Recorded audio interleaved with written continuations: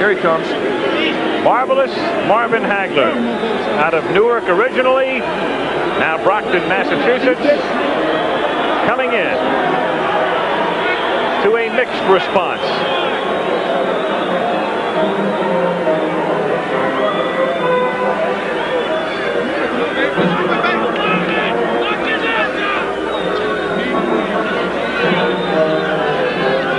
One theory is, for those who think Hagler will win, they say maybe this fight means a little bit more to Hagler than it does to Hearns. It means a lot, obviously, to both, but that theory goes that Marvin feels he'll never get the respect he's due unless he beats Thomas Hearns. And he is, of course, chasing the record of Carlos Monzon, looking for the 14 consecutive title defenses. He has 10 now. He's shooting for number 11. And indeed, the response to Marvin Hagler seems to be a little bit more than Thomas Hearns. It is. It is. A bigger hand for Hagler coming in, for what that's worth, than for the headman. When he came in against Roberto Duran in his last big fight, it was just the opposite. So perhaps Marvin Hagler finally getting his due from boxing fans who on occasion have been indifferent to him.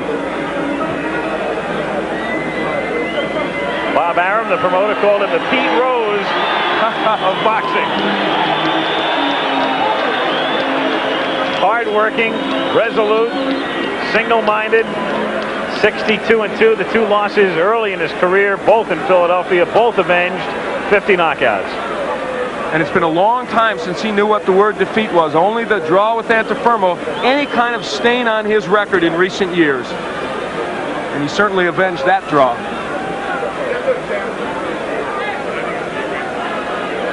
A look at the tail of the tape, it tells you what you know probably already about the big reach advantage, the height advantage for Thomas Hearns, and that's a key element in this fight. But for Marvin Hagler, he expects to get inside against Hearns, and if he doesn't do that, could have a long night.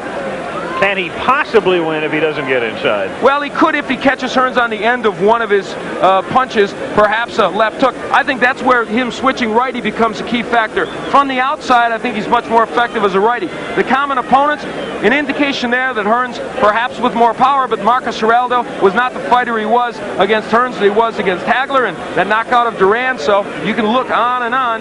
The number of punches, these are two fighters who will throw a lot of punches tonight. You see Marvin Hagler throws a lot. He's got a good jab, good combination puncher. The same is true of Thomas Hearns. Look at the number of punches he throws. A lot of left jabs snaking out there.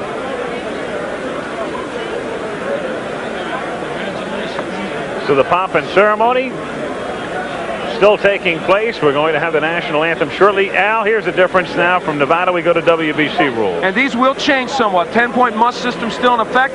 There is no 3 knockdown rule. There is no standing 8 count. You saved by the bell only in the last round. Again, the 3 judges will score the fight. International judges, the referee, or the ring doctor can stop the fight. Right now, let's go to the ring and Chuck Hull. Ladies and gentlemen, I would direct your attention to the lighted tower, the Fantasy Tower at Caesar's Palace, just to the northeast of us, and you will see unfurled the largest American flag in the world. The flag was created by Mr. Ski Dembski. And now it gives me a great deal of pleasure to introduce a very talented young man as I ask you to rise, please, as our national anthem will be presented by Doc Severinsen.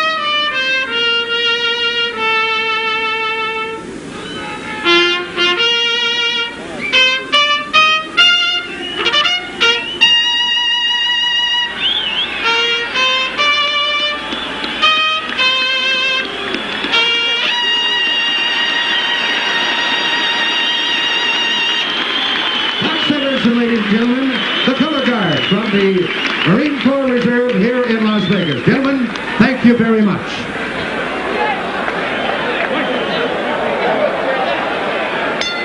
Ladies and gentlemen, the officials assigned by the Nevada State Athletic Commission for the next event of the evening. The judges are Dick Young of Los Angeles, California, Herb Santos of Reno, Nevada, and Harry Gibbs of England. The timekeeper is Charlie Roth. Counting at the knockdowns, Jane Broadfoot. The attending physicians at ringside, Doctors Donald Romeo, Flip Omansky, and Charles Filippini. Your referee for the next event of the evening is Mr. Richard Steele. This is the main event of the night. 12 rounds of boxing for the undisputed middleweight championship of the world. Introducing, in the red corner, the challenger, the WBC Super Welterweight Champion, fighting out of Detroit, Michigan, weighing 159 3/4 pounds. His professional record consists of 40 wins, 1 defeat, with 34 KOs. Ladies and gentlemen, here is Thomas the Hitman Hearns.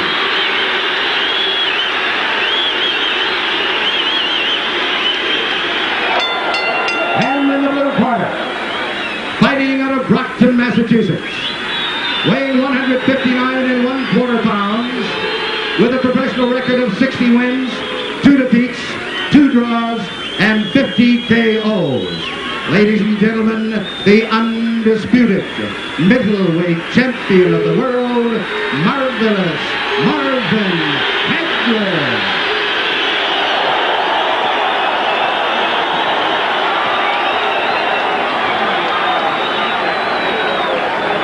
All right, Pat. Good 8. Let's go. So the two come to mid-ring with Richard Steele. Instructions in the dressing room. I'm just cautioning you now. Obey my command at all times. Shake hands and good luck to both for you. Let's go. Very simple instructions. And finally, it's Hagler against Hearns. The camera's going to have to go. Eloquent simplicity by Richard Steele. Let's go. He knows, they know. Staring at each other through the national anthem. To stare down, of course, so customary before these fights. And here we go. Round 1. Hagler, right off the bat, attempting to get inside. He'd love to be able to pin Hearns on the ropes if he can. A more aggressive start by Hagler. Look at him, right for the body. Marvin Hagler only wants the body. He bangs Marvin. Oh, Hearns may have hurt him with the right hand. Hearns with another right. Hearns hits him with an uppercut. Hagler, he's hurt. Hagler is done. Hearns got inside. Hit him with a right uppercut. Marvin ties him up. Marvin Hagler is still hurt.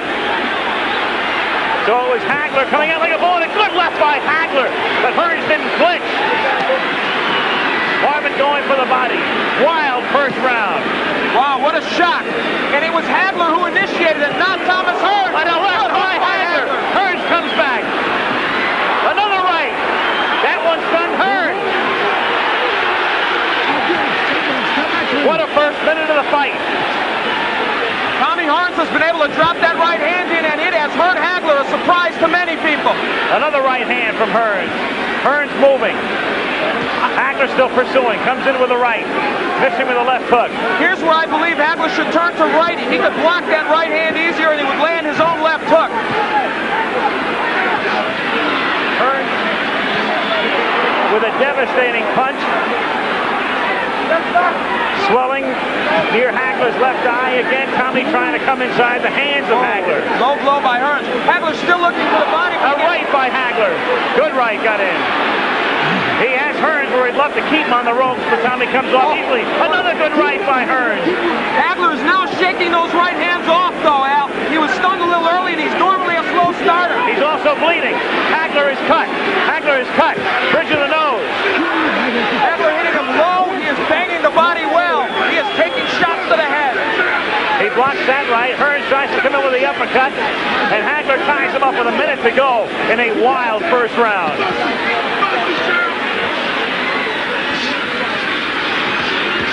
Marvin with a good left hand. There's blood all over Marvin Hagler's face.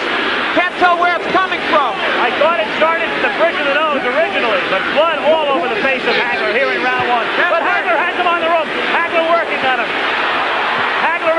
but Hearns trying to box his way out. Half a minute to go in round one. How far can this one go? Not very far at his pace.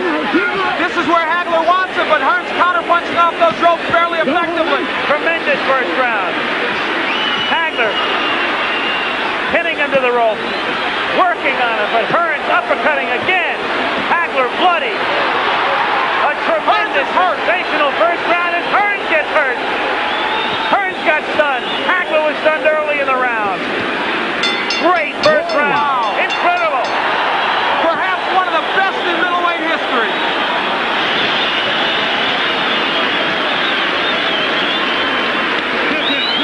That was an entire fight encompassed in 3 minutes. Where is it? Right there. No problem. Don't worry about the cat, man. Close your eyes. Close your eyes.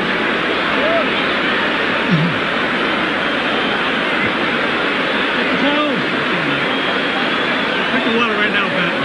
The cut is over the right eye of Marvin Hagler. It's hard to tell if it's not on the eyelid, though. It looks to be on his forehead. That may not be as much of a problem.